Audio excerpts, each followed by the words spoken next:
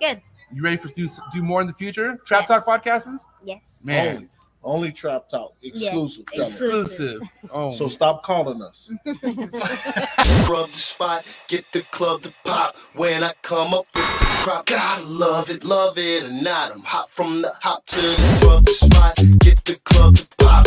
When I come up with the rub the spot, get the club to pop. When I come up with the rub the spot, get the club to pop. When I come up with the rub the spot, get the club to pop. When I come up with everybody, we do it. Everybody, we do it.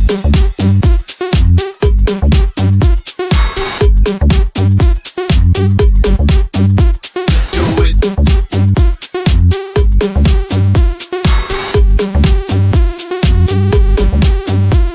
Do it.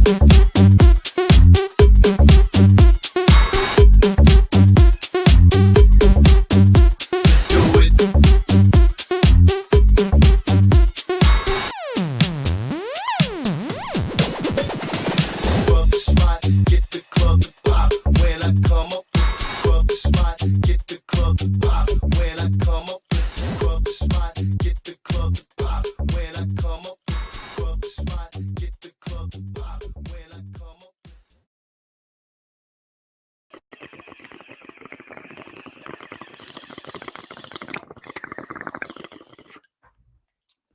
Oh, damn. I got hot sauce on my Trap Talk with MJ podcast shirt already. Damn. Good thing I have lots of them. What is good, everybody? It's your boy MJ up in the building. Welcome to another episode with Trap Talk with MJ. If this is your first time tapping in, what is good? Do your boy a favor. Hit the subscribe button. Hit the notification bell. That way you're on top of every single Trap Talk with MJ podcast I drop here on the channel. I come out with 4 of them a week. I think I'm the only reptile channel doing that right now, right? Right. I also drop a vlog every single Saturday in the mornings if you're from the West Coast. So 9 o'clock is when 8:45 is when I typically drop my vlogs every Saturday. So at the end of the day, you hit that notification bell. You're never slept on with anything that I drop on this channel. What is good? All my early birds in the building. I hope I got some UK people in the house because I have a heavy UK hitter in the building and I cannot wait to tap them in. But before we get started, and after you guys hit the subscribe button, hit the like button, because we're going to smash the like button for my man, Scott. Okay, Scott deserves a lot of likes. Let's just say that, all right? So you guys know what the deal is. For the freshest and bestest rodents delivered to your doorstep, Cold Blooded Cafe is where it's at because it's professionally packed. They have Missouri feed for all their rodents. They eat like the bombest food that any rodent could possibly eat, and those go inside your reptiles. So either way, Cold Blooded Cafe is where it's at. The professional level of rodent keeping, 100% facts. You guys are amazing. Shout out to Steven. Shout out to Steven and Ashley. Or no, that's Focus Keep. Steven and Desiree. My bad. John and Alex, sim container. You got eggs. Put them inside of a sim box. Monitor eggs. Fucking gecko eggs. Ball pythons, you name it, any kind of snakes, chondro eggs, more importantly, you know what I mean? You know, all my chondro lovers, sim containers where it's at, guys. You guys got eggs, put them inside of a sim box, go to their website. You can thank me later. Shout out to John and Alex, who also have a killer ass monitor game going on. These guys' knowledge on monitors is no joke. They're the ones who really put me on where I'm at, you know, also with other Andrew and Steven, but Sims is where it's at. Go follow Sim Container on Instagram right now. Please go follow Ashley and Steven, Focus Cube Habitats. They have an amazing styles of enclosures that nobody else is doing when it comes to PVC built enclosures. And if it's one thing about PVC built enclosures, they last a long time and you can move them around easily by yourself. That's what I'm talking about. Flex in Texas all day, every day. Shout out to Steven and shout out to Ashley over at Focus Cube Habitats. Shout out to Jesse and the entire Freedom Breeder crew doing big major things as always since the 90s.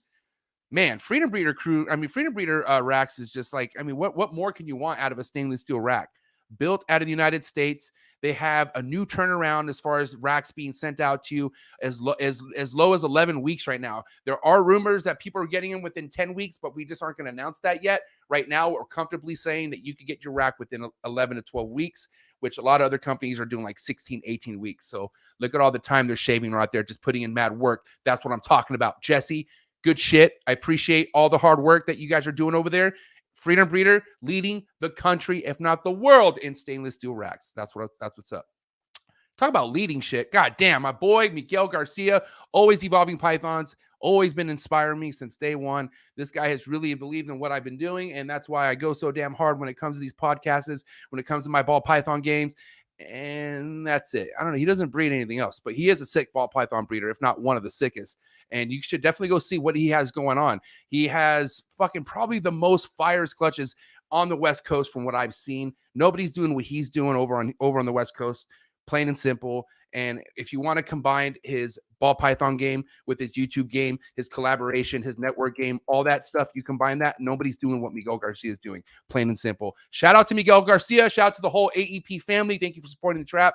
You guys are amazing. Shout out to US Arc. Thank you so much for continuing the fights for us to keep our reptiles.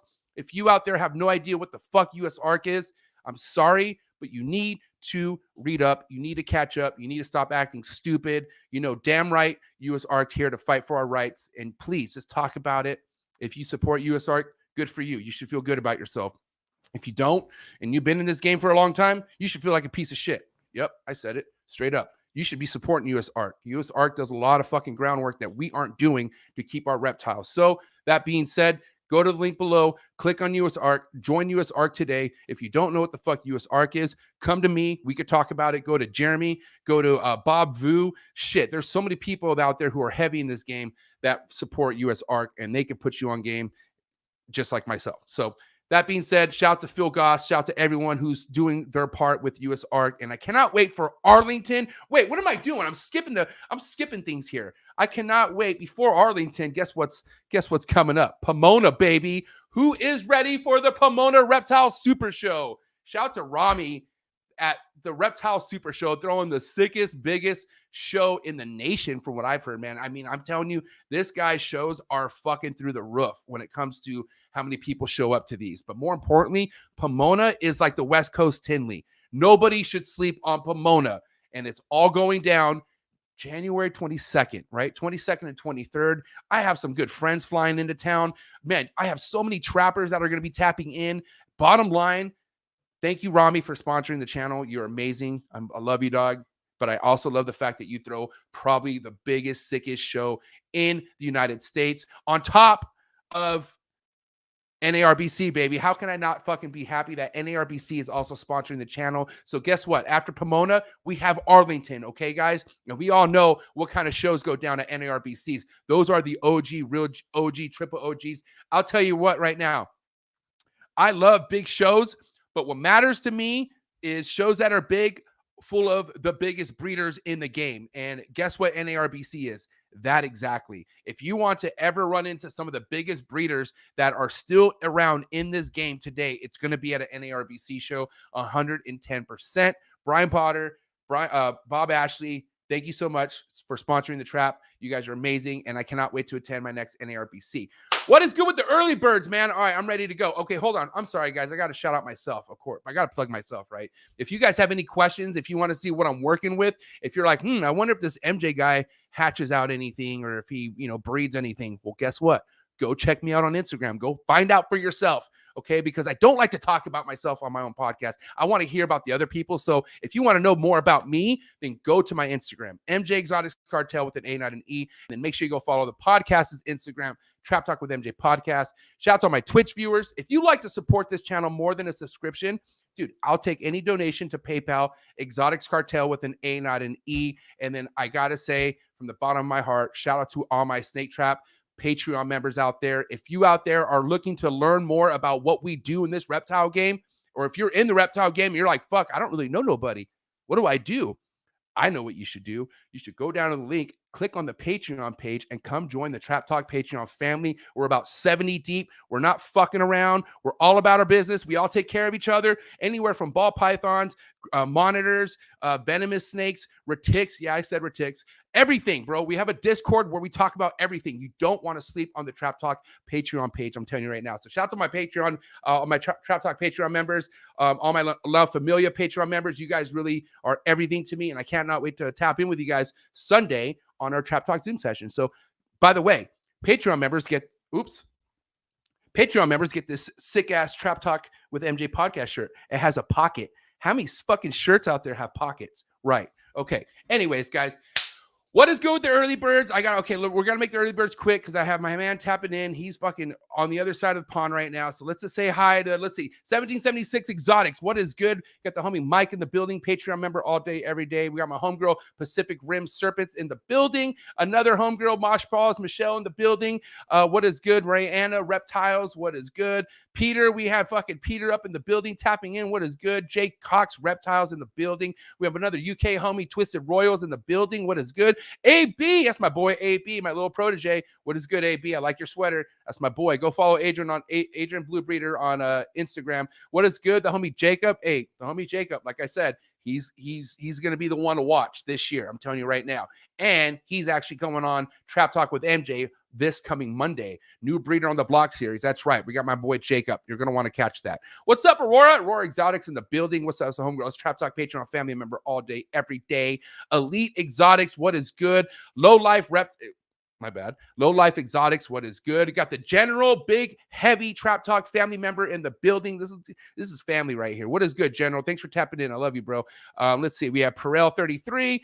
What is good? 21st Century in the building. What is good? All right. Main Squeeze Reptiles. What is good? We're going to end this on Andy Barton. What is good, Andy Barton? All right, guys. We're getting started here. All right. Now, I've heard from a couple different UK podcast guests that I've had on after the fact, because I'm always asking, anytime I have an international guest on, I'm like, yo, like who's out there? Like, I need to know someone who's out there, who's either not just somebody who's not putting himself out there a lot, or who's been out there and no one's just like, bringing them to the table enough. Sure enough, I've heard about Scott Wilkinson quite a while, and he's definitely somebody high on the radar from the UK that I've been wanting to bring onto the show. So what better time than now to start 2022 with our first international fucking guest? We have Scott Wilkinson, Reptiles. What is good, Scott? Hey, MJ, how you doing? Thank you for having great connection. I appreciate you. Well, it's working at the moment. I know. But honestly, I don't want to jinx us, but you're right. We are talking too soon. But for the most part, every fucking European guest I have on, the connection goes to shit. But our sound check was solid. Everything's good. So look, we're like this right now. I think we'll be good. How you doing, Scott? I'm good. Yeah. It's evening over there, right? So if people don't understand the time change, it's about 5 o'clock your time, right? 20 past 5. Okay, awesome. Yeah. So if you see the drinks coming in, it is evening. Oh yeah, dude. No, I've had people on the same coast as me on a Saturday popping beers. Shout out to Balls Life, the homie Jimmy over at Balls Life, who actually works from Freedom Breeder. I don't know if you know him, but yeah, he popped a Corona at 9 a.m. right then and there. Yeah, you got the sunshine, so that's. Scott, okay, if you could do me a favor, okay, kind of break it down for us. Tell us how far back you go with working with the reptiles and whatnot, and just kind of tell us, and we could go from there. Well, reptiles overall. Oh, geez, I'm going to feel old now. Kind of to a collection that anybody would say is a good number. I've been doing. Well, I moved out. I specifically moved out of home when I was 18, just so I could really expand what I was doing even back then. So that's 30 years ago now. So I'm 48. Oh, shit. So from the ground running, this is your thing. You've always been doing this. I bought the first available albino Burmese into the UK. The first ones that were available went into kind of zoo collections, but the first ones that became available publicly, I got the first pair of those. Embarrassing. I never did breed them. So hold on. Let's take this back a little bit. 18 years old. You already had a game. I think I was 15 when I bought those. You were 15 when you bought the albinos? Yeah, I was 15 when I got those. The prices were different. They weren't like the first albino ball pythons. Let's talk about your parents. What kind of parents do you have? Yeah, very. Are they chill? They're just like they believe in you. They believed in everything you did, huh? They just let you do your thing. Well, I mean, I had stuff in my bedroom, probably like most people did, and as most people who keep reptiles, it doesn't take long before you get a regurg or something stinking. So, lucky enough, that happened once too many times. Well, I was allowed to use a room under the house. I needed all converting. I needed to do a lot of work, but I think I was sick of the smell. So, yeah. An advantage. So you understand, like I was obsessed with reptiles. I got put in a position where I was around reptiles at a young age because my uncle kept a big collection of it, and I just wanted a snake, and my dad knew how bad I wanted a snake, but my mom, God bless her, she legitimately hated snakes, right? So I mean, my dad did his magic because he did whatever I wanted, and we ended up getting a snake, and a ball python. I mean, I'm sure a regurged smell would, either way, the ball python never regurged on me. I never had to deal with that, But God, if my mom ever had to smell a thrown up rat, whoo, man, I don't know what would happen. Well, if we're talking about smells, the worst smell I ever had was I was asleep, banging on the door. I think it was one of my brothers saying, "What on earth's that smell?" And I mean, this is going back well over 30 years now. I had a ceramic heater in a Viv. And it had a heat guard over it, but the heat guard had just come loose, and unfortunately, a corn snake had crawled in and coiled within the heat guard. Dude. And back then, we didn't have the equipment back then. The technology we had back then was on-off thermostat, so they were either off and stone cold or on. And if a ceramic comes on, anyway, unfortunately, this snake just cooked, and because I was asleep when it cooked, I didn't smell a thing when I woke up, but. I think that was the final straw. Yeah, I mean, I've had the unpleasantness of smelling both smells, a regurged and something that's been cooked like that. I had a beautiful. Well, I guess we'll talk about it. We got to share horror stories, right? I had a beautiful Halmahera scrub python. This male was just fucking the most docile, beautiful thing, and I had it in a 4x2, and I personally screwed. I screwed the the caging that goes over the heat bulb, like that caging protection thing. But for whatever reason, I guess the screw or the wood, the screw wasn't really in. Bottom line, that snake fucking was able to wedge itself, like pull the cage down, get inside, and it coiled around the heat thing. And it literally stayed there and cooked. It cooked itself. I was like, I walked in and it smelled like something was baking in the oven. Like it smelled like food. Like it wasn't like not good. Well, I woke up to that smell, so I was so sad, bro. It was bad. The things these fucking animals put you through, but it's your true test. Like it's like you're the one keeping it. The snake didn't get asked to be put in that. So as much as I feel like I'm on top of shit, like things fucking happen, man. And it's like. Yeah. God, dude, and I'm sure, and that, for you being so young. So let's take things back. You got the albino Burmese, but at what level of reptiles were you keeping? Like, did you have multiple other species? Like, what was happening around that time? I always used to keep. I mean, I'm just an animal person. I mean, I've got monkeys, I've got sheep, I've got all sorts already.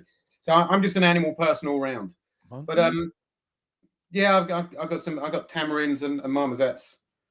Wow. But I love monkeys. Back then, reptile-wise, I used to keep, I mean, kind of whatever turned up. I mean, because people don't realise how lucky they are now with the species that are available as captive bred.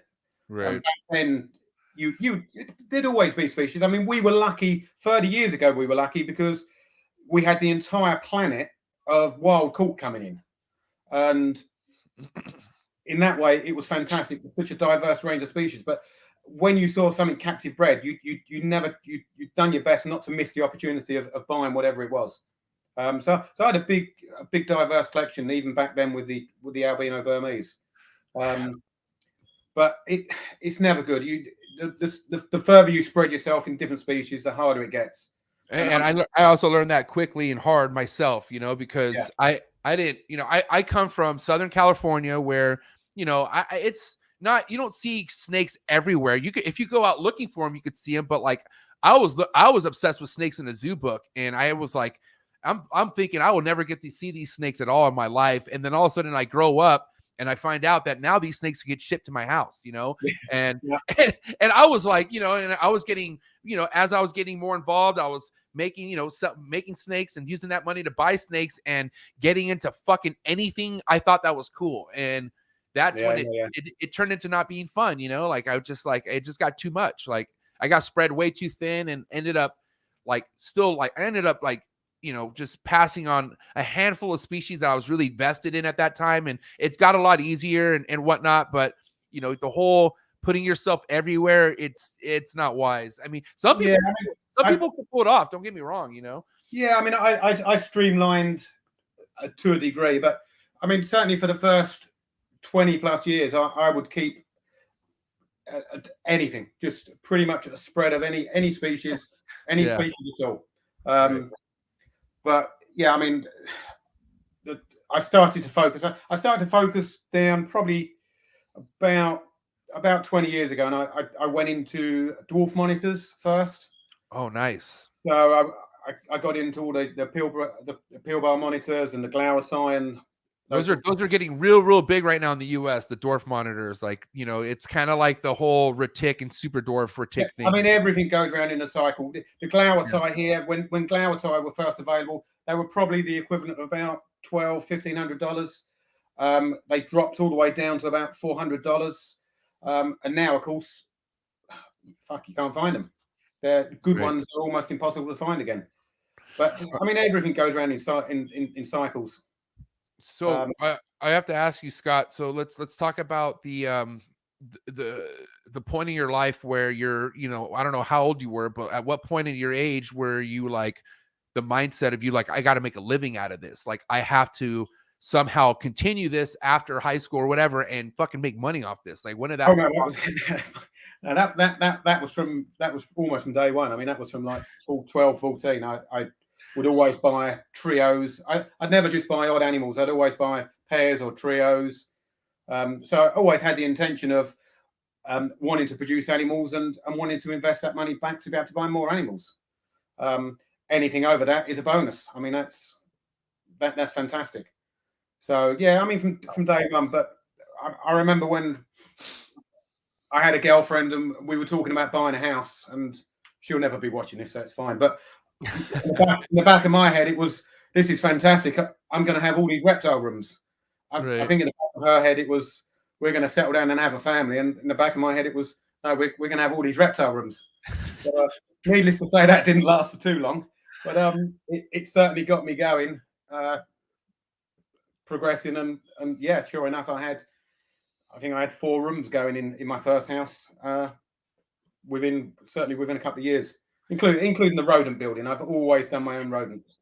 So I gotta say, bro, you really have it in you. A lot of guys don't have that in them to where they're so obsessed with the girl to when they say what else she wants to do other than what the mission or the passion is for that guy, they'll say fuck it and say, all right, fine, like they'll give in or whatever the case. All I gotta say is you stuck to what you wanted to do, and now look what's behind you. You know what I mean? So yeah, I mean, I don't know. Maybe I'm selfish. You gotta, I feel like to really be in a place in life where you can look at your life and say, I'm fucking happy with what's going on. You have to be selfish. Like, how can you not be selfish? I mean, there's a line of being selfish, right? Obviously, but dude, if you're the director of your own life and you only live one life. So, I mean, yeah, that's it. Yeah. I've put a lot of work in. This is now, I mean, I don't know if we fast forward. So Dwarf Monitors I did for several years. I wasn't fantastic doing the Dwarf Monitors. I mean, certain reptiles don't fit in with my way of life. I done okay, but I wasn't as good as what people probably thought I was with Dwarf Monitors. A couple of friends of mine who bred almost every lizard he's ever hatched. He was always taking the piss out of me because a few people over here used to call me the Monitor King.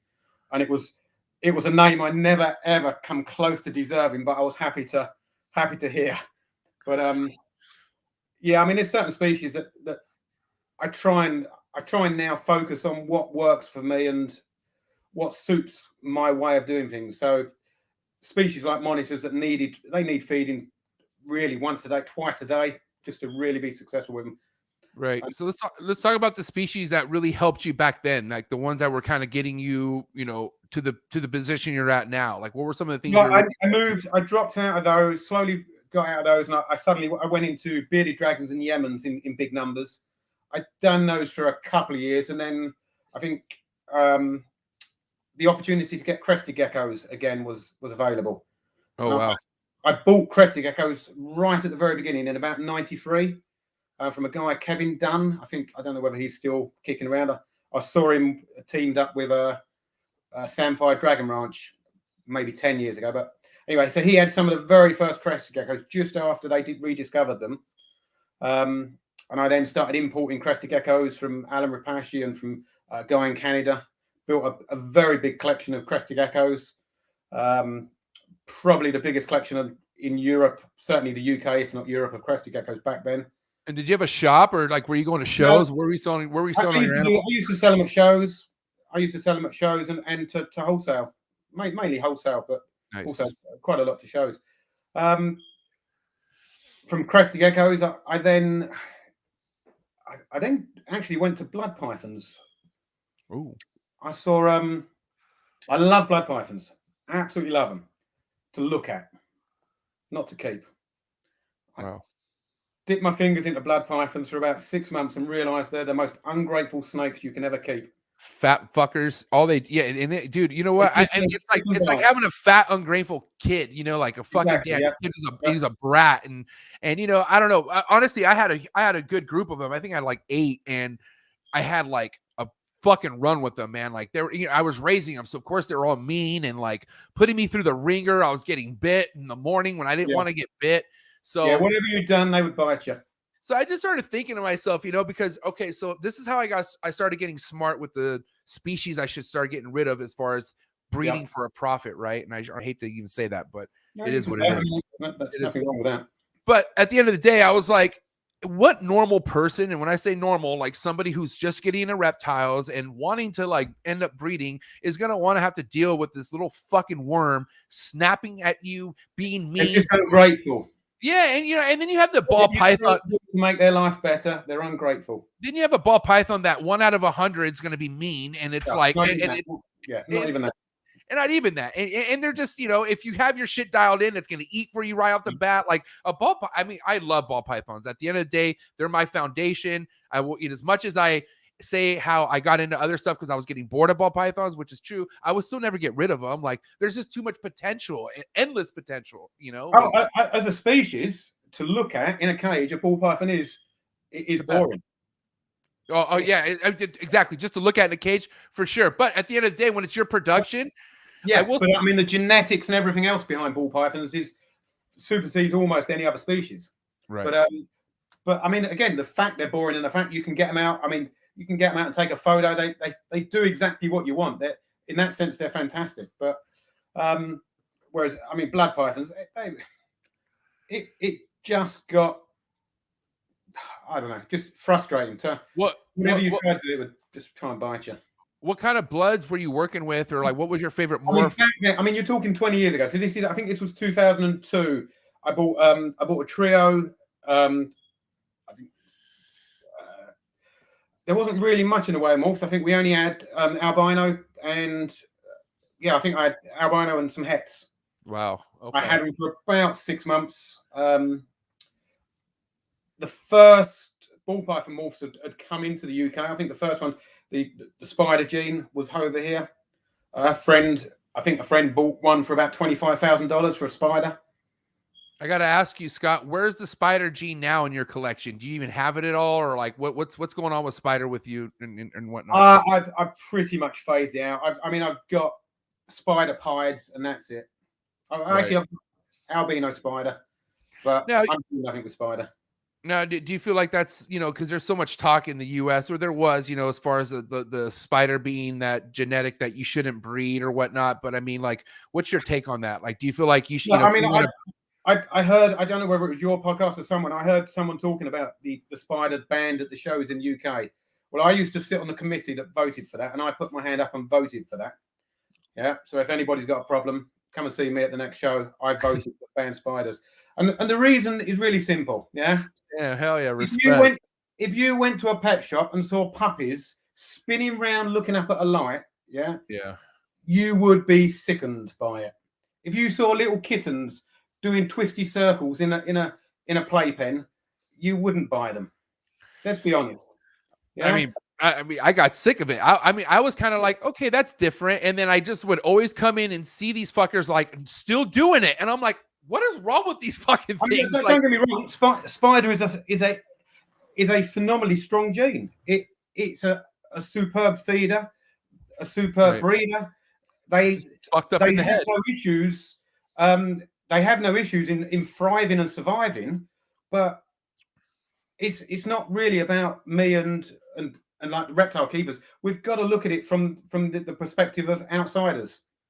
And when outsiders see that we've got snakes spinning around in tubs, I mean, they're going to start associating. Well, maybe it's the plastic tubs we keep them in.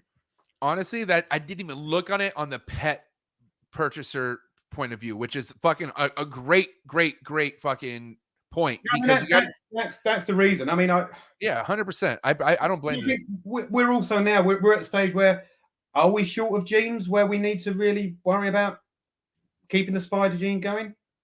Yeah. I We're mean, not. like I said, I got rid of it. I was like, what the fuck? Fuck this shit. I mean, this is terrible. You know what the very first spider was called, don't you? Say that again? Do you know the name of the first spider ball? No. It was called Lefty. And it wasn't because of its politics. Yeah. I mean, that was Kevin. Kevin McCurley? Kevin had it, and I might be wrong. It was called Lefty. Yeah. Oh my god, that is heavy. I mean, it was fantastic. The spider gene done amazing things for the hobby, but sometimes you need to move on. The lefty gene. Yeah. So I mean, we've got to move on. That is crazy. Okay. So so Scott, I have to, because for the most part, the biggest like thing that drove this channel was the ball python community. I mean, you understand that's what brought a lot of my viewers, right? So for you, what point did the ball pythons take over majority of what you do now? Because that's kind of what all you do, right? Is the ball pythons, correct? No. I do blue tongue skinks, Australian blue tongue skinks. Oh, tight. All right. I mean, the blue tongue skinks and the ball pythons are the things I do in what would be considered ridiculous numbers. But I mean, the ball python, I got rid of the blood pythons, and I went back to the shop I got them from, and back then there was only really one shop selling all the mutations, and that was Crystal Palace Reptiles. Okay.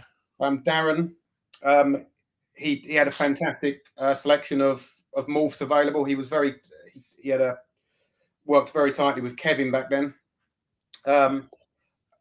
And I remember I went back and I think I exchanged the albino bloods, and I bought a trio of Het Ghost, a trio of Het Albino, and a male pied.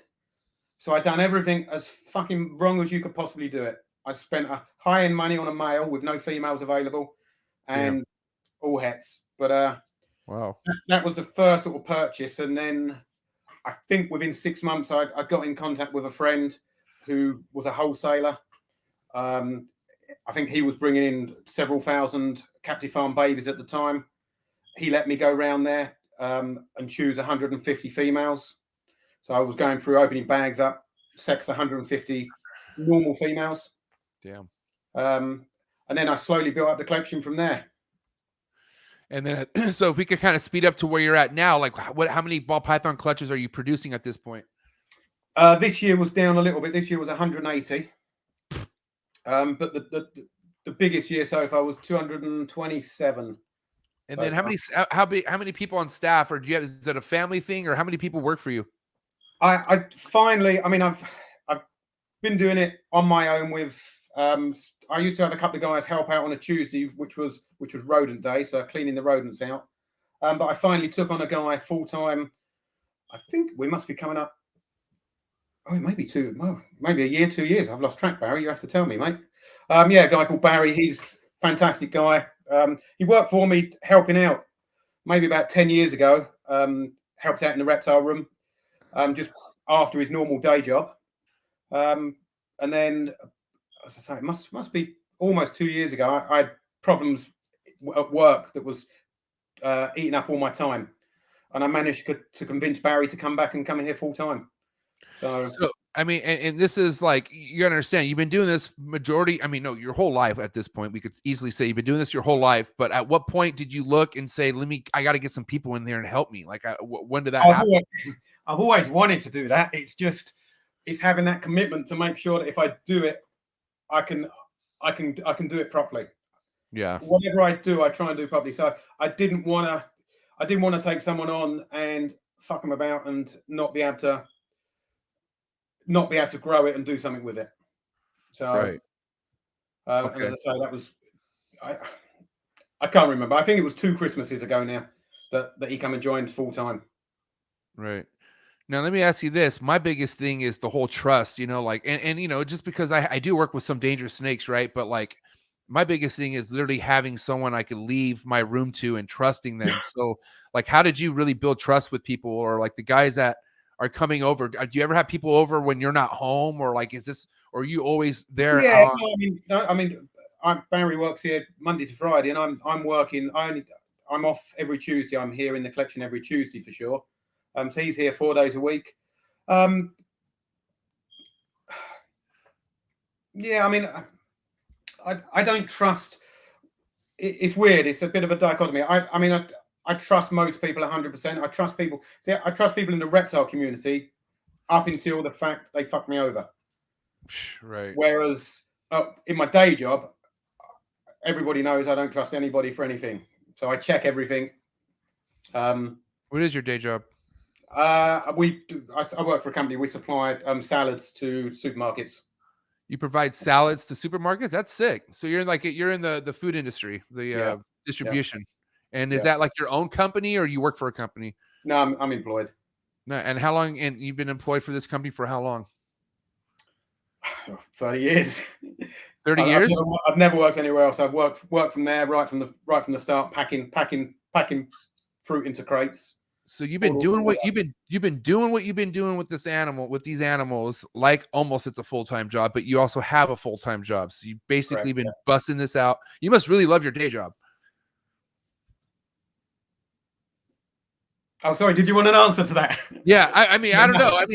Because you got to understand, 185 clutches is a lot of fucking clutches. That's a lot, bro. Like, and I mean, I don't know. Correct me if I'm wrong. I mean,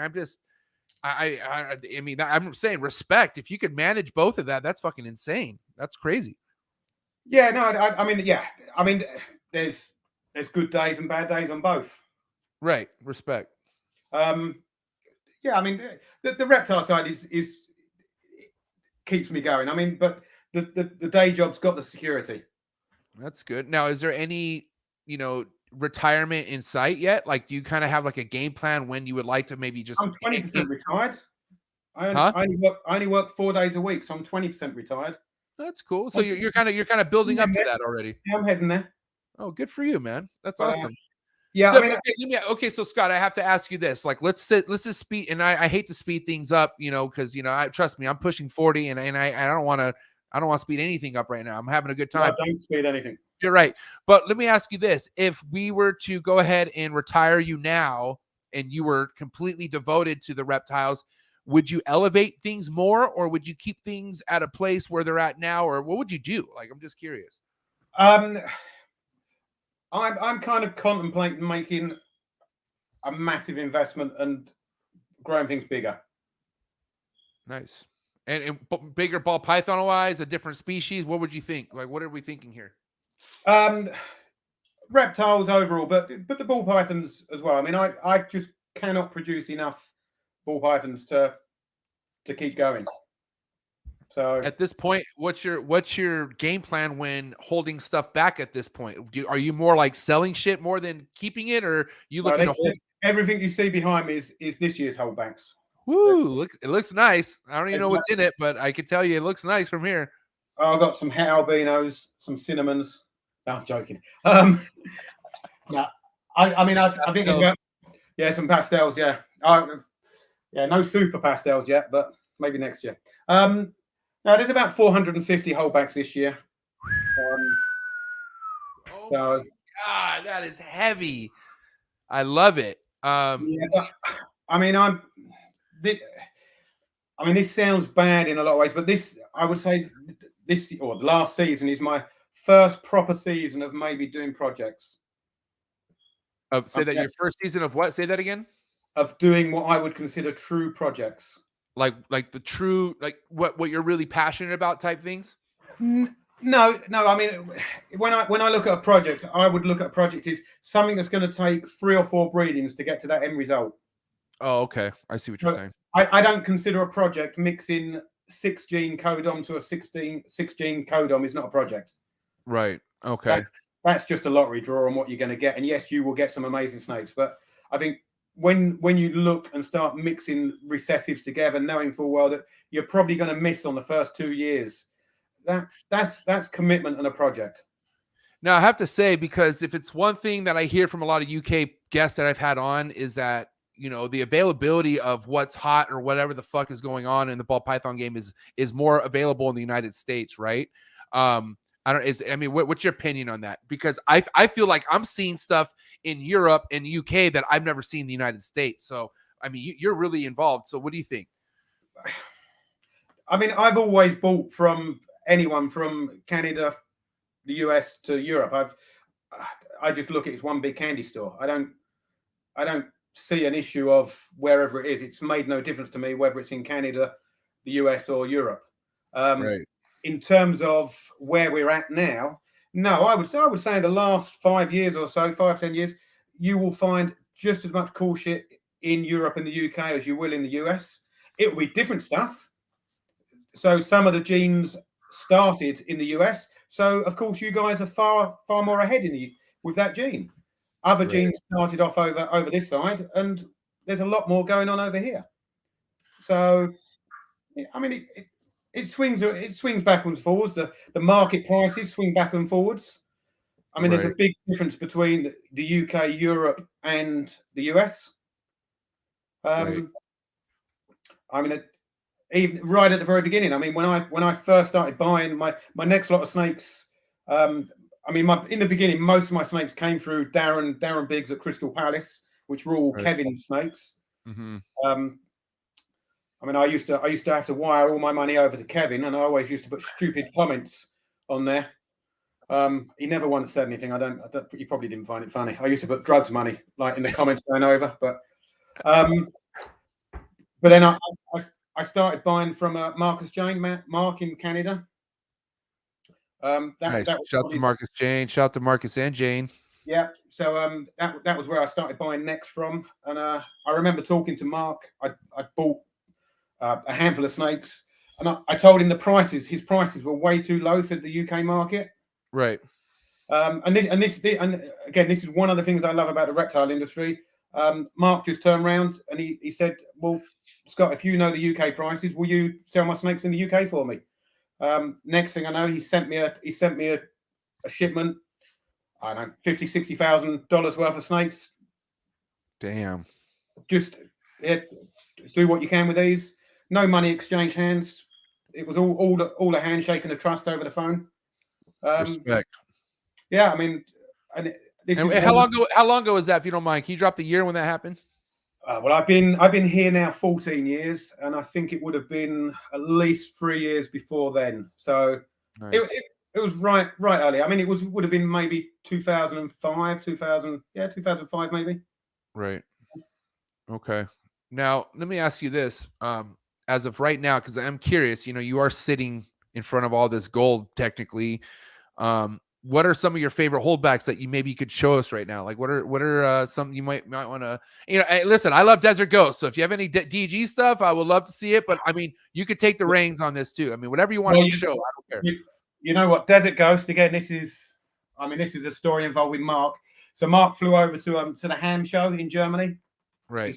He surprised me one year, and he just turned up at the bar while I come down from my room, and Marcus Jane was there having a beer to surprise me. And wow. Anyway, we went around the show, and we saw some Desert Ghosts there, and it's got to be close to 10 years ago, I'm guessing. And Mark saw them, and I said, "Mark, buy them, and I'll ship them over to you." And for some reason, I managed to talk Mark into buying them and missed them myself. And wow. I completely, and I had to sit on them snakes for about 6 months. And as you know, with Desert Ghosts, they get better and better and better. And I was sitting there looking at them, thinking, staring at them like, hey, but listen, that's your good deed back, bro. That's just how it works. Yeah. So what I'm saying is, I'm so far behind on Desert Ghosts. I only got into Desert Ghosts maybe 3 years ago. Shit, I just got into it now. I mean, you're 3 years ahead of me. So I was really impressed with this, and then I saw Will and some of the other guys, and fucking obviously That's Justin. Will. So I've just got Desert Ghost Pied, and I love it. Oh my god! And now I'm seeing, obviously, with those guys doing 5-gene Desert Ghost Pied combos. Bring it closer if you. Yeah. So. Yeah. So I mean, I was impressed. I feel quite inadequate now. Bro, and it's like that's a low white pie. Like, look at that thing, bro. It's good. Yeah, it's good. So where did this come from? Or did you make that, or where did that come from? I bought this. I bought a pair of hets, pied het Desert Ghosts from I don't know whether you know it, a fantastic guy, Willie in Austria. Willie, huh? No, I don't know Willie. He's absolutely fantastic guy. One of the nicest guys you'll ever meet. What does he go? Does he go by Willie Exotics or something? What does he go by? I think he goes by Austrian Reptiles. I'll send you a link. He's fantastic. Right, no but again, I walked out the show from Ham, got back home, and I didn't have to pay him until later on. Oh, why? Okay. Desert Ghost. What else? Yeah, so you can pull something else out. You can pull whatever you like, bro. I mean, that's. Oh my god! Hold on. So that's only Pastuenchi Desert Ghost, but that's het pied. So, but again, I mean, I love Desert Ghost. Desert Ghost is so dreamy. It's ridiculous. These were nice. But, so dreamy. This is nice stuff, but again, this isn't really project stuff. So that's just like for sell stuff. What do you mean that's not project stuff? I'll take. I mean, it's because again, it's all Codom stuff. Oh god. No okay. So what's all in that right there, Scott? What's that? A Super Orange Dream, Enchi Leopard, Yellow Belly, possible vanilla. Damn, that thing's nice, bro. But the snake from my logo is basically the father of this. Okay. That was the last time I was over in the US. I think it was in 2019. I was at Tinley Park. Okay. And, I was at Ozzy's table, and he had basically one of these on his table. Jeez. In 2019, these were actually a really good price. Right. I remember I was looking at the snake, thinking, "Oh, that's really good. I like that." And, so that's a holdback of yours, or are you selling that one? So this is one of the offspring from Ozzy's one that I bought back in 2019. So I think that clutch, that male side, about 6 clutches this year. So you're holding her back, right? Yeah, I've got. I'm holding back. And what would be your game plan with her, Scott? Just curious. Like, let's say she's ready to breed right now, and we're speeding things up again. Sorry for speeding things up, but let's just say. I haven't decided yet. All I know is I need to add more intensity, get that color stronger and brighter. Try and get it more orange. It's got to match my logo, not the pattern. Because it seems to me, like looking at your account, you have pied stuff and clown stuff. Would you want to maybe take her more the pied route, or would you take it more the clown route? Yeah, I mean, I'll probably look at one of those and see about a Desert Ghost to make some hets. I've been very lazy on producing my own hets. So. Okay. And what do you mean by that? Can you kind of explain what that means? So people are just like, what does he mean being lazy on his own hets? Can you explain that? I mean, so right in the beginning, so when you're buying stuff, obviously when you see all these cool combo snakes, actually they weren't combos. Back when I started, they weren't combos. You had a bumblebee, just for perspective. That was almost the pinnacle, bumblebee. So so when there was different genes available, I didn't want to buy hets because they just look like normals. And I know that's absolutely ridiculous, because you can't move your project on without hets. So I kind of kept away from hets for a long time. And then when I tried to do a double recessive project, I done albino clown probably 12 years ago, maybe longer. And I got absolutely stitched up. I hatched out something like 7 males and 1 female. And again, that put me off from doing from producing all double hets. So that's what I'm saying. It kind of when you ended up with that many males, it's painful. And where So, you at right now with your double recessive projects, or what do you have going with that right now? I mean, the only double recessive that I persevered with back then, and I done ghost stripe. So back maybe about 7-8 years ago, I done ghost Mojave stripes, which are absolutely stunning. Right.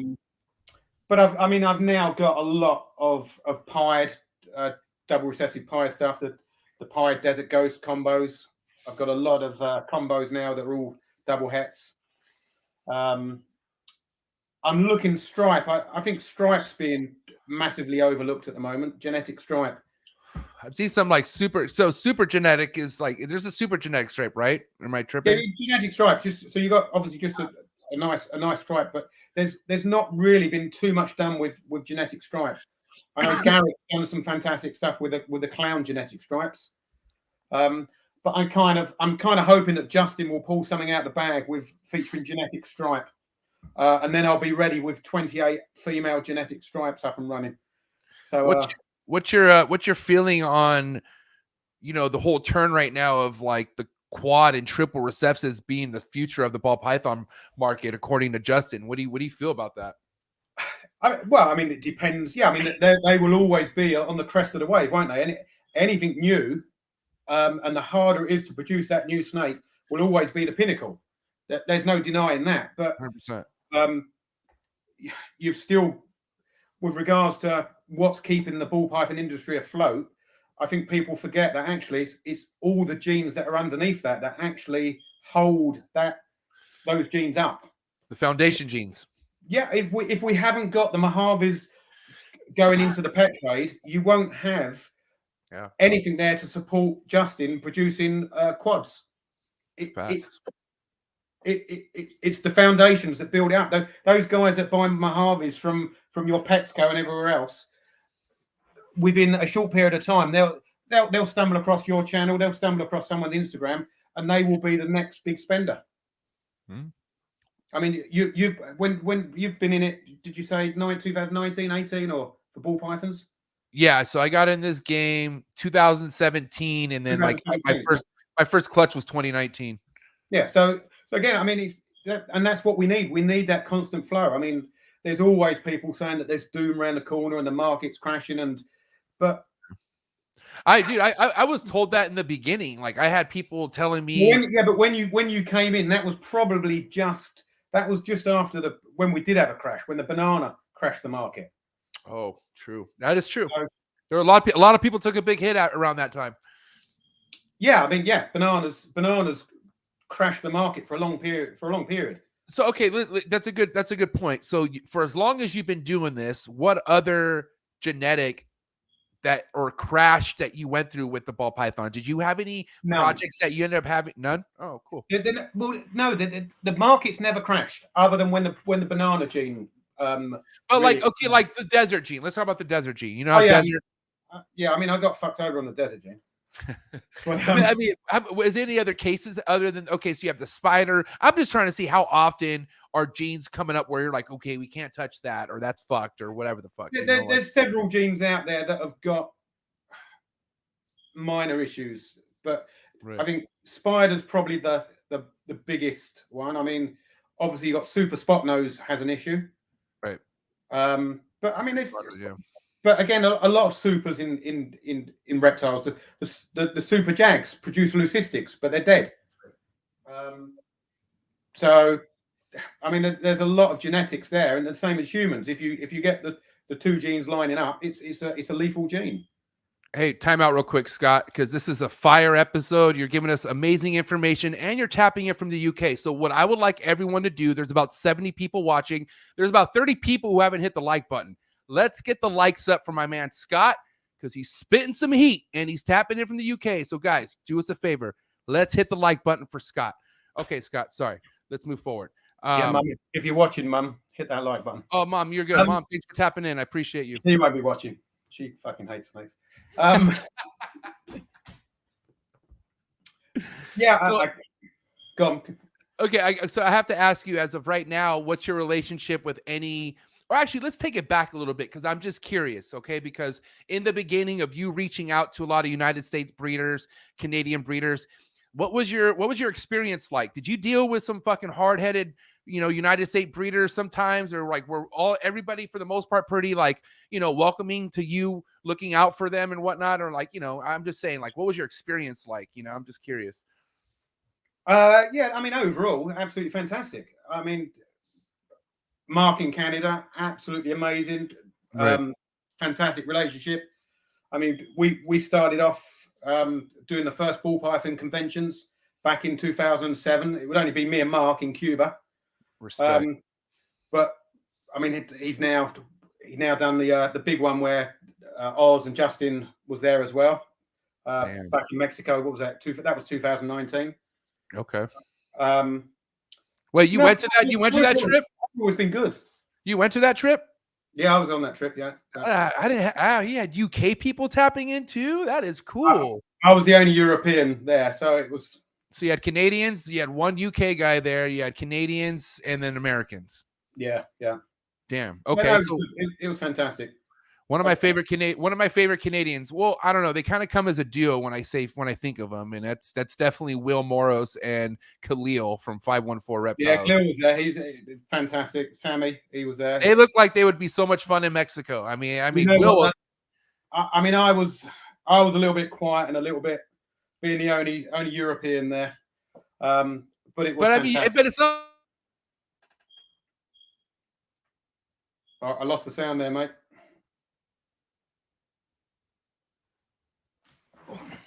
You crashed out.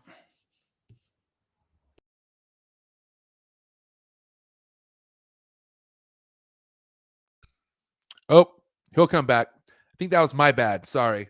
But he'll come back in. But yeah, I'm not gonna lie. That trip looked like a lot of fun. I remember seeing pictures of Will, like his face was beet red, and he had like two Bud Lights in his hand on a floaty, and I was like, oh my god, I'm missing out, man. But dude, that's cool that you were on that trip. That was fantastic, and I mean when you tie it in with the fact that was one of the last trips before COVID. Yeah, I mean, I'd done one more trip. I went over to the Amazon in February, just after then. Okay, so that was good.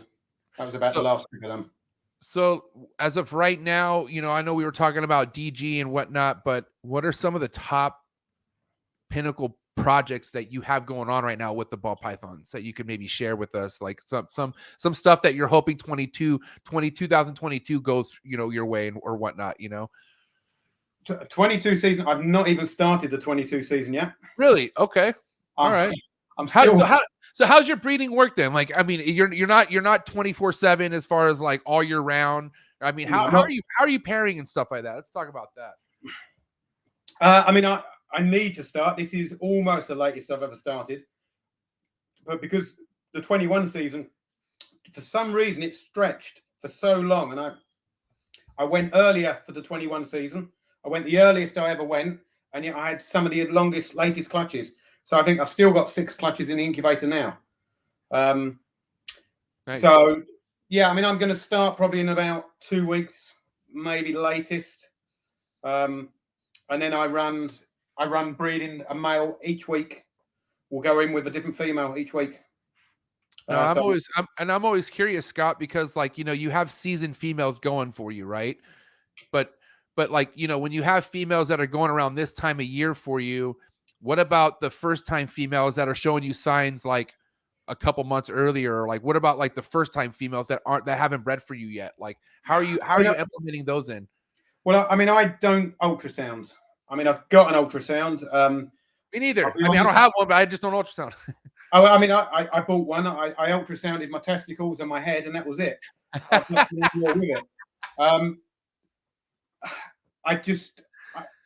I wouldn't change much, even if I ultrasounded. So I've just not bothered. The investment in time at the moment to do the ultrasounding as well. Right. It's not going to benefit me. It's not going to change what I'm doing at the moment. Right. I agree. So I mean, literally, once I start breeding, I will put a male in with a female. If the male's got 4 females, week 1 it goes with this one. Week 2, week 3, week 4, week 5, week 6, week 7, week 8. We just keeps going round. It alternates. That's it. Yeah, and because I'm putting out about 100 males at a time, if I open a drawer and a female's in shed, Right. the male still goes in there. I run a computer system that tells me which female to put the male in with based on the timeline, and with that amount of males, it would just take too long. If I open it up, oh, she's in shed, I'll move him to another one. I just put it in. Sometimes I get lucky, she'll shed that weekend and he'll be locked up. Sometimes they lock up anyway, but just because of the numbers, I don't deviate from what the schedule is. Right. I hear you.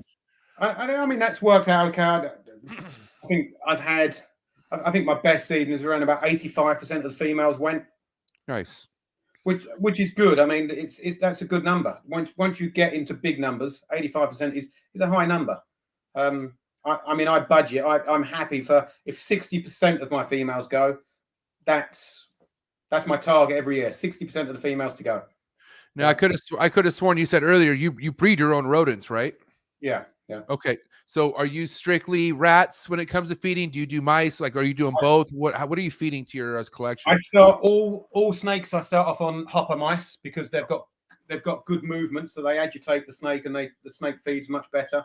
Right. And as soon as possible, I switch them over to fuzzy rats, and then it's rats there on in. Right. Okay.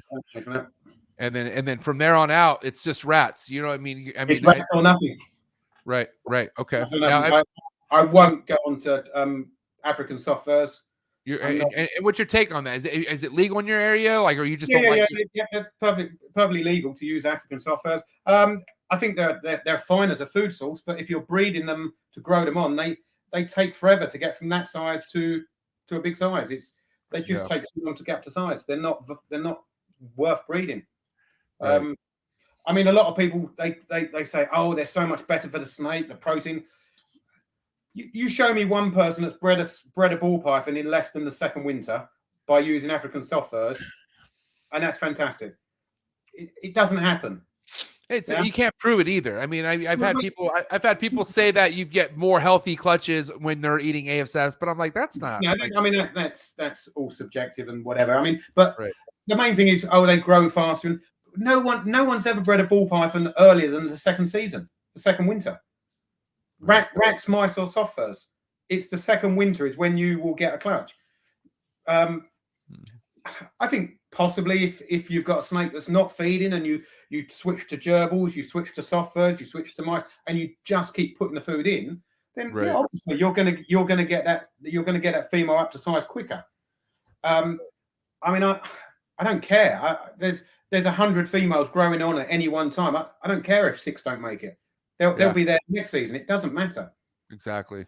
Now, have you ever had a female go year after year not laying for some reason? Has that ever happened to you? Yeah. It's weird. I bought a pastel lesser female for $4,500, and that didn't breed for 9 years. Damn. Yeah, I have a pretty expensive female. Yeah, I one of my biggest investment females I bought in 2017. Laid a clutch for me in 2019, but hasn't laid a clutch since. They didn't lay in 2022, or excuse me, didn't lay in 2020, didn't lay in 2021.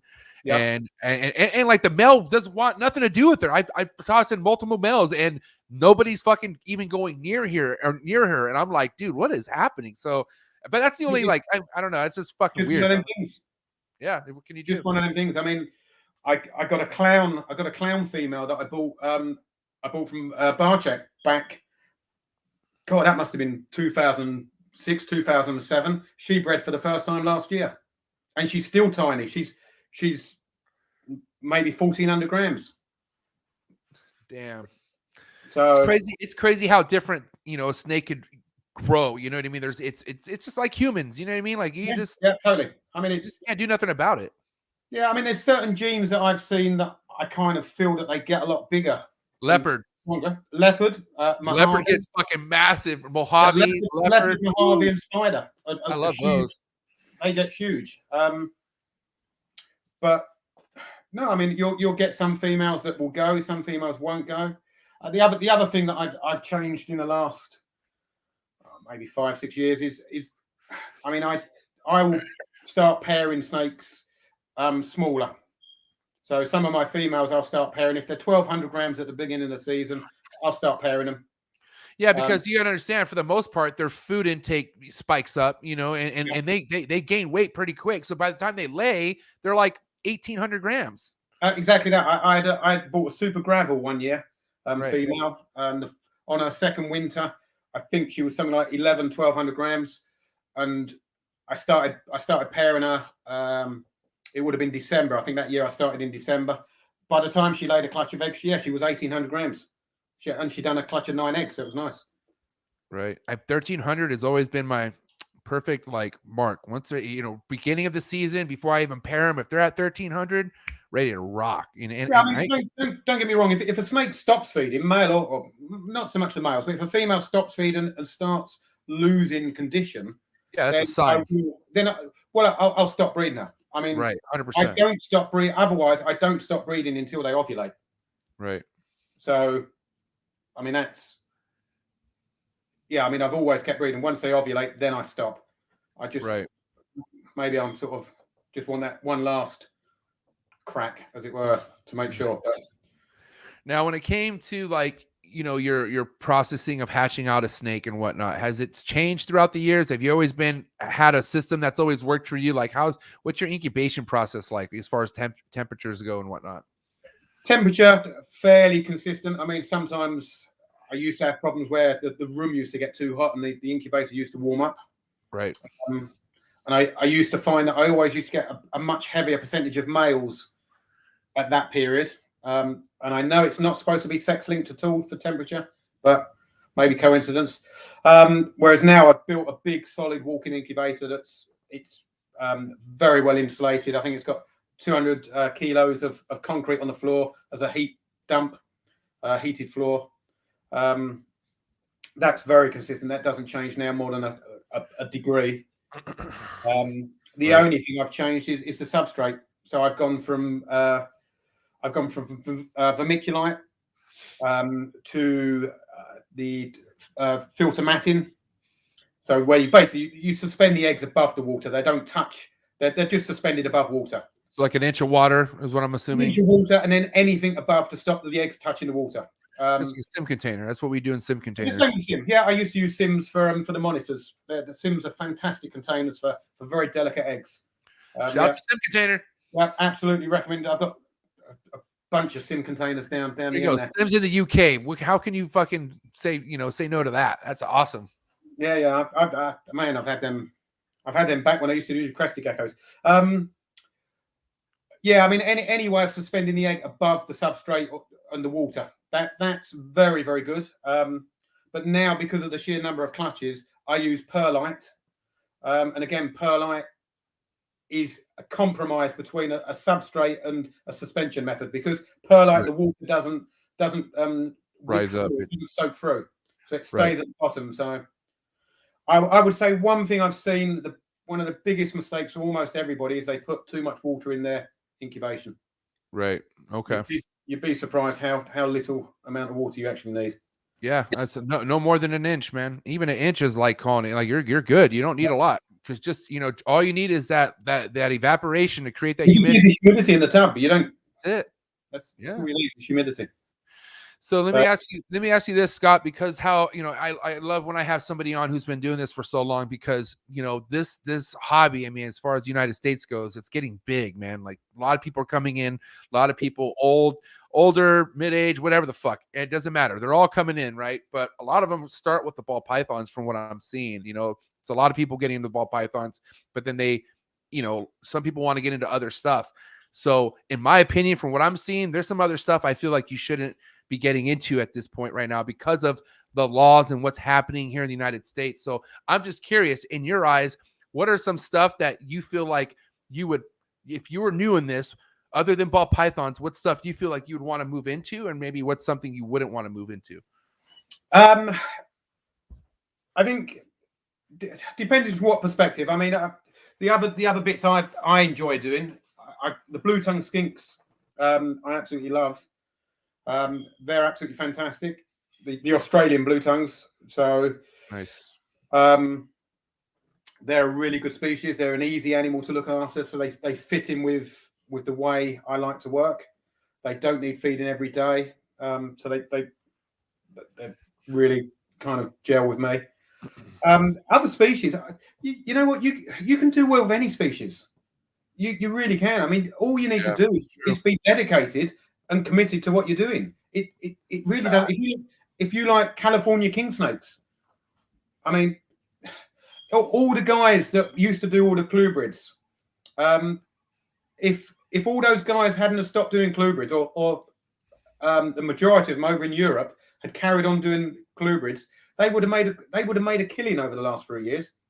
I mean, right now, if you try and buy Cinnalone milks and all the different clubrids that used to be around, you struggle to find them now. Yeah, spitting facts. I mean, you would have seen the Mexican black kings. I mean, what were they? $300 at one point, $400. I mean, I have a buddy of mine who, you know, I've had the privilege of having on the show, and his colubrid game is just through the roof. Like, I think he produced over like 20 different species of colubrids or something like that, and had like 60 something clutches, and like his shit is just selling off the fucking. He's just selling the shit out of all his colubrids right now. It's crazy.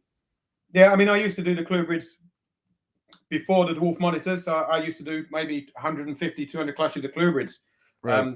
All the different species. But again, I mean, back then, that was pretty much all we had. So then I phased out and changed directions. But I'm not going to knock any of the species out there that I wouldn't work with. I mean, I think people you could keep it real though. I mean, you could also like, is there a species out there that you feel like nobody should be working with right now? I know.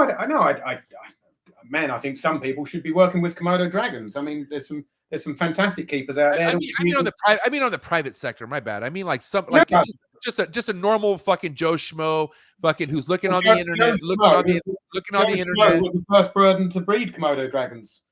Say what? Joe Schmo, the private keeper, was the first person to breed Komodo Dragons in Europe. It wasn't a zoo; it was a private keeper.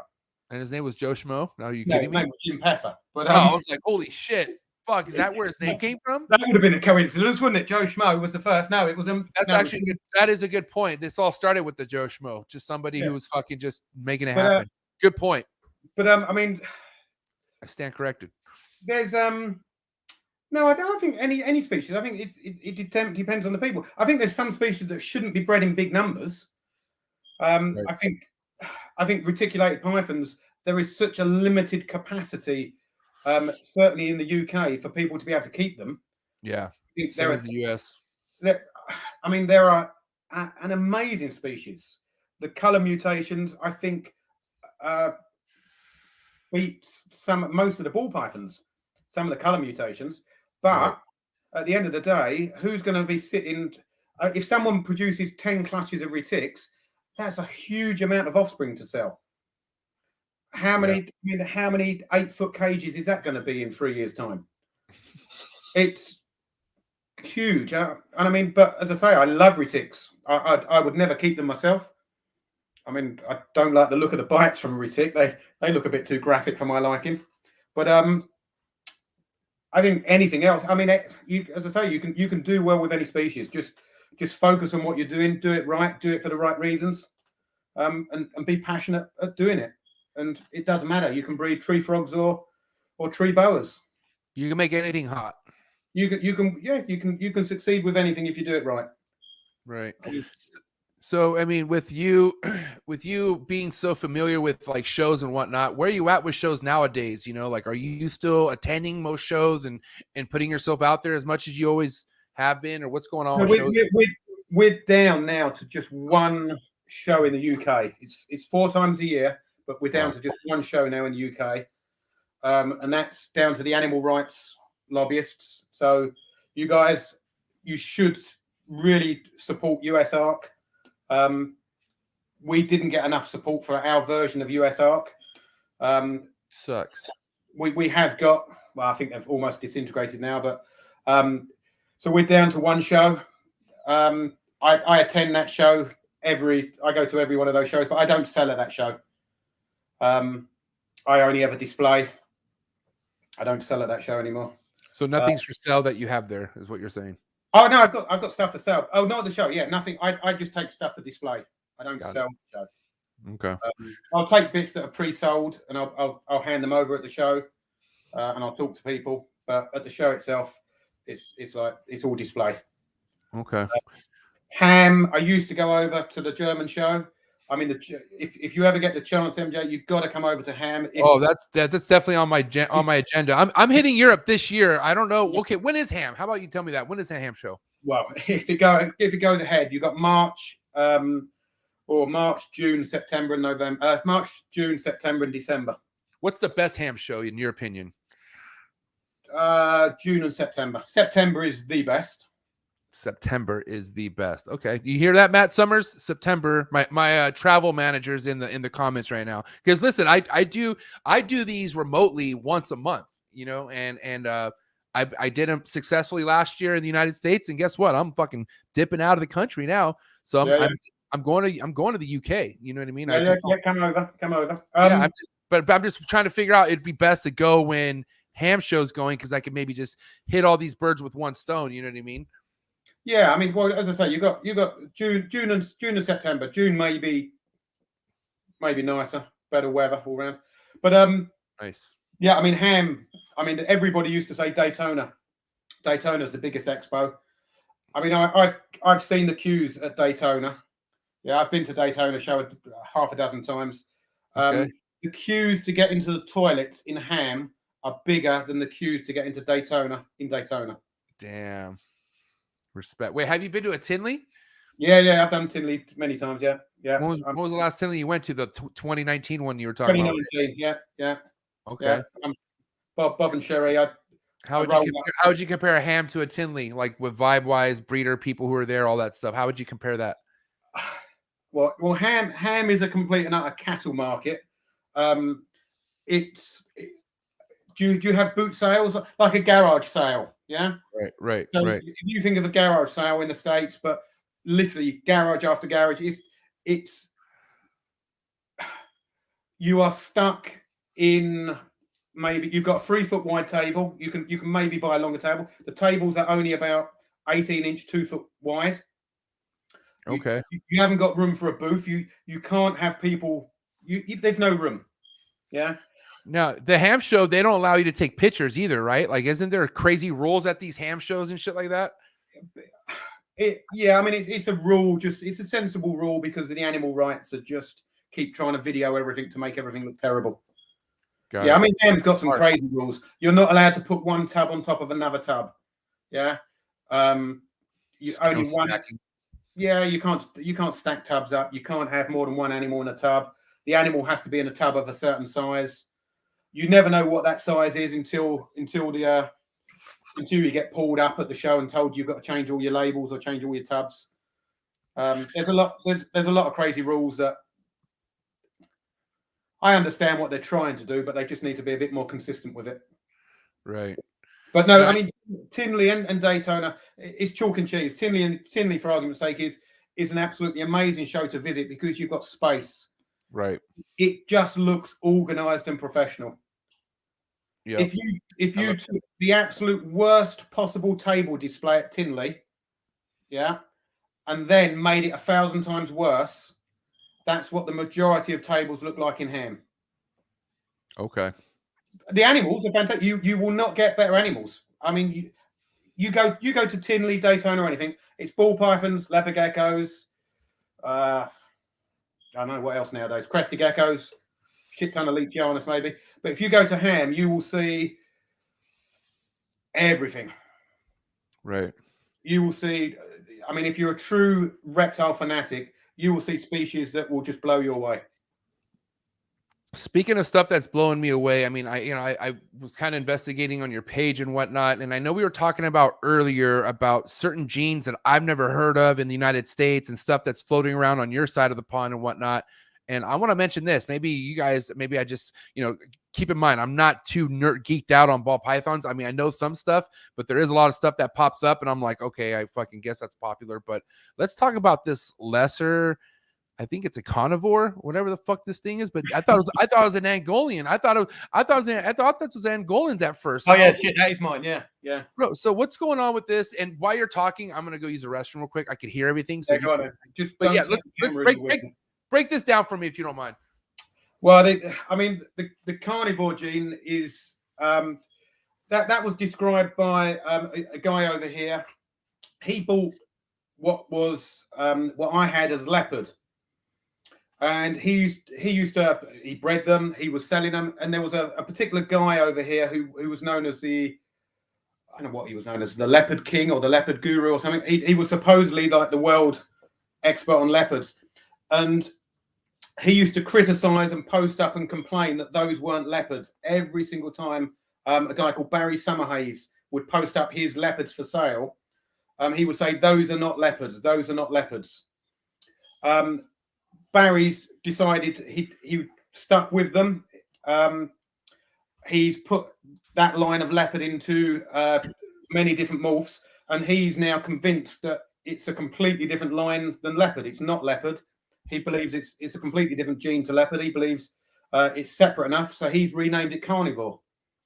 Wow! So it's just a different version of a leopard, I guess. What we're talking. Yeah, I mean, so it originated out of my collection. I can't take a single second of credit for it. Right.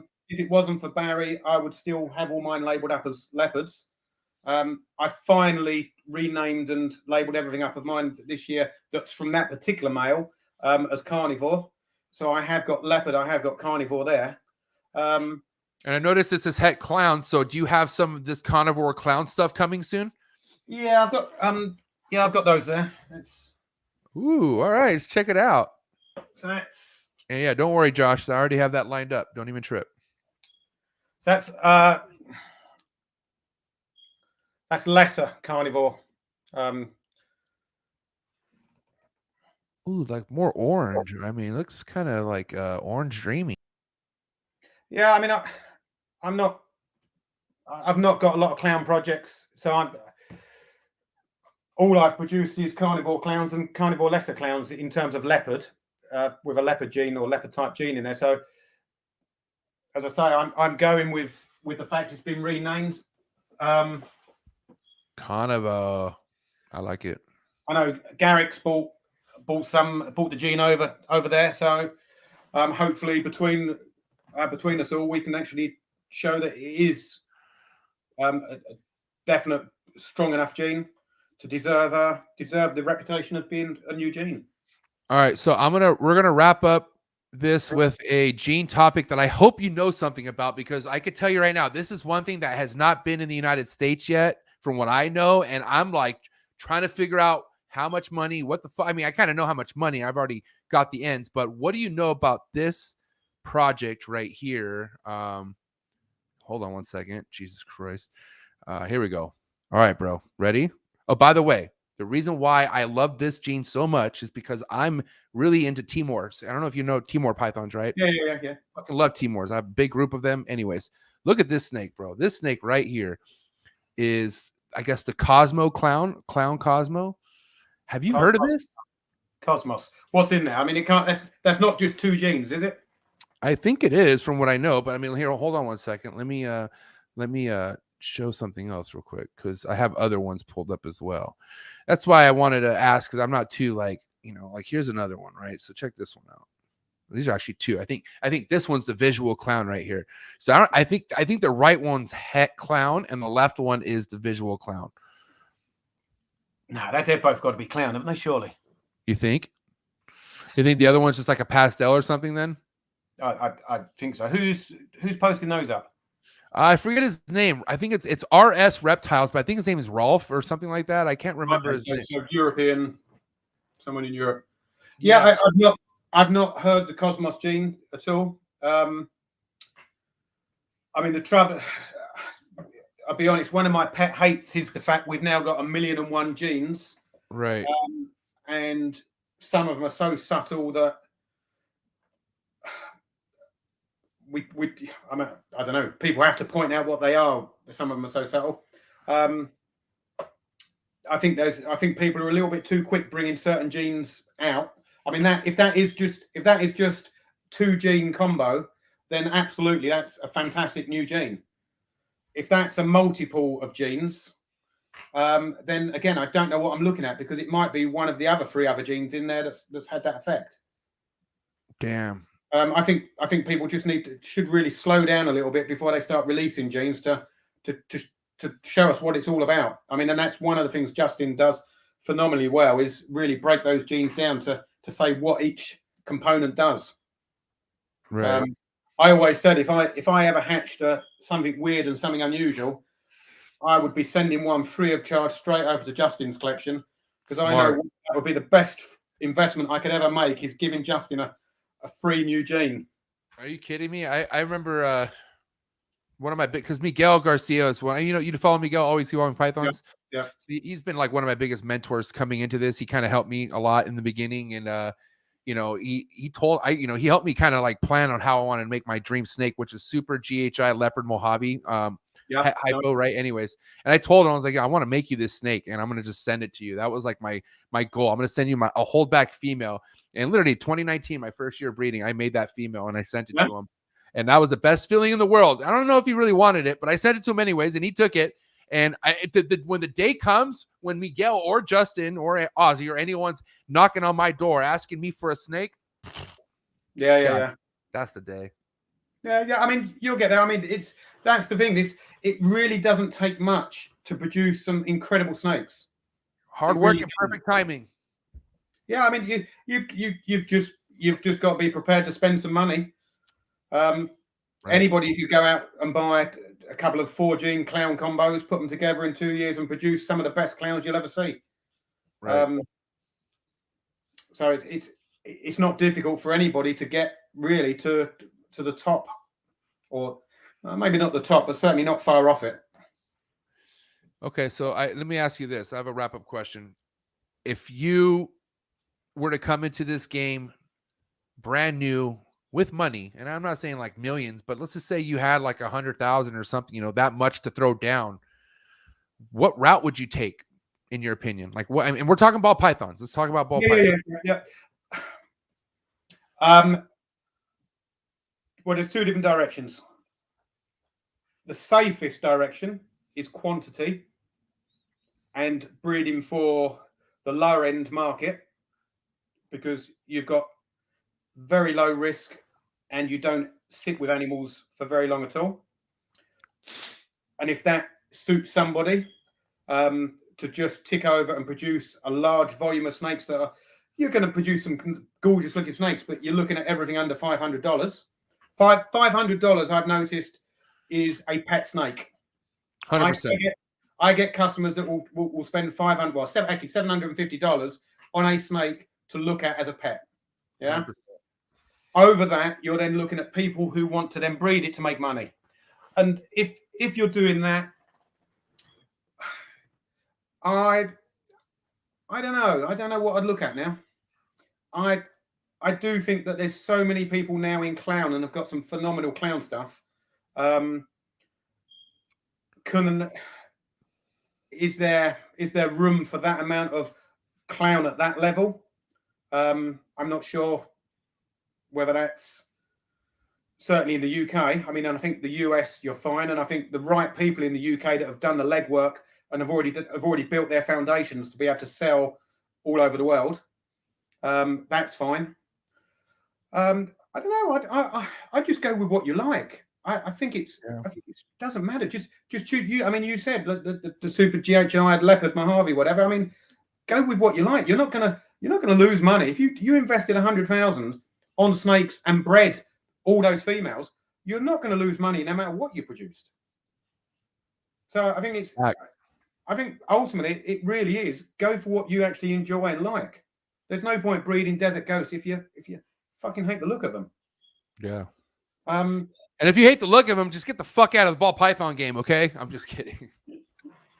I've got people who don't like desert ghost. I mean, they come around here and they look at that desert ghost pied, and it's like, yeah.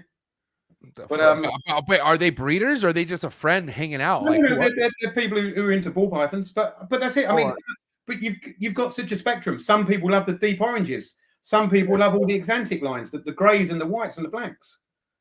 It's true. I mean, Exantic is one of the genes I'm not working with whatsoever. But as I say, I mean, what I try and do is produce a snake. And Mark said this, and he was absolutely right. He said, if you produce a snake that you can show a total stranger and they say, wow, that's beautiful, you've done it. Yeah. Not just reptile people, but a total stranger. He's exactly right. And that's you could then produce hundreds of those beautiful snakes.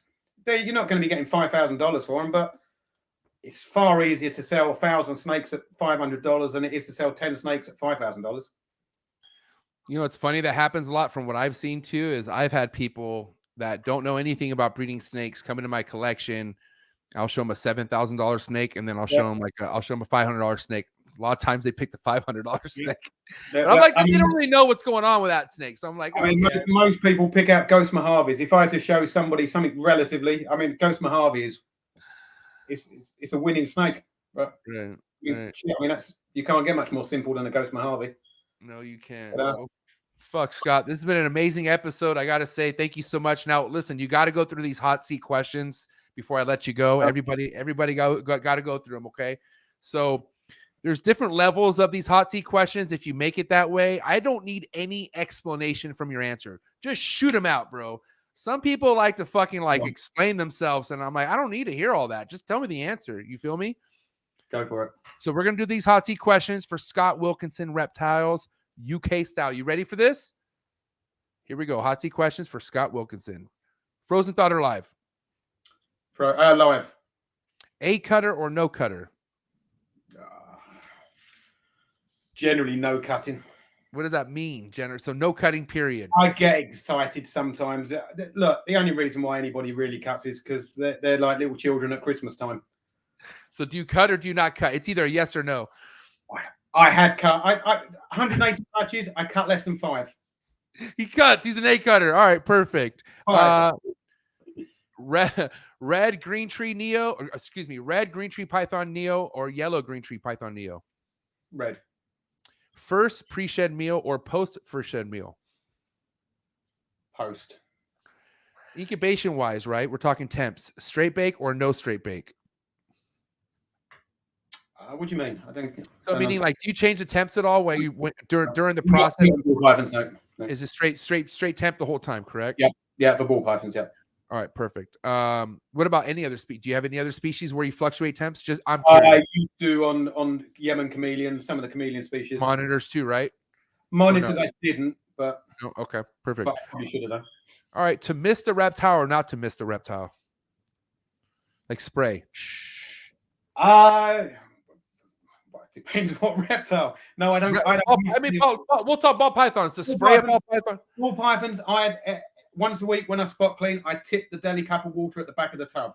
Okay, so it's more you just humidify it. You don't spray them directly. Yeah. Okay, all right. Sports or no sports? Sports. Yeah, like sports, like European football. Are you into any kind of sports? All right, perfect. Ladies, beach basketball. Okay. Let's see. Big flexor or no flexor? You flex or you don't flex? Don't lie.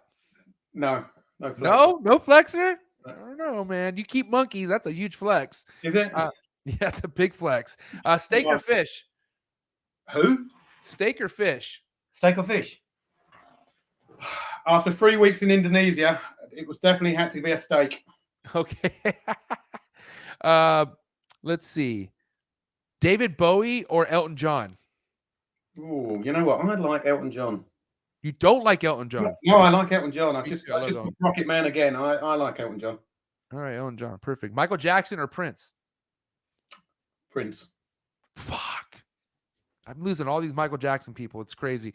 Eminem or Machine Gun Kelly? Eminem. All right, respect. West Coast rap or East Coast rap? Oh, I wouldn't know the fucking difference.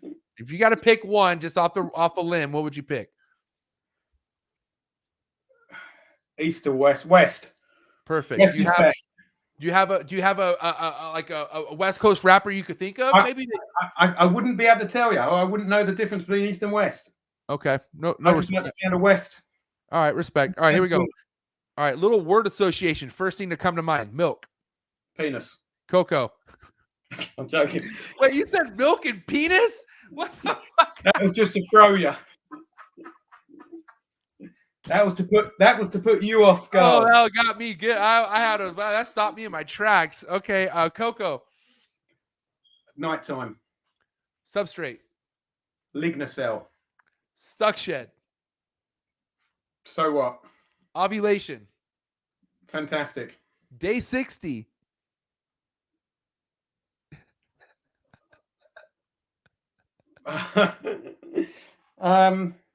Well, it's not when you've got 180 clashes in the incubator. There's always one at day 60. Yeah, exciting. Okay, so no cut at that point. Just keep it going, huh? No, I just leave them. Okay, respect. All right, Instagram trolls. I don't see them. I don't see any of it. I don't know. I may after this video. I'll probably get fucking hounded. But no, I have to say, in 20 years on social media, All right, completely not seen it. last one. I'm throwing this one different. Favorite United States breeder, ball python breeder. Ooh, I know. There's a lot. Trust me, they're heavy.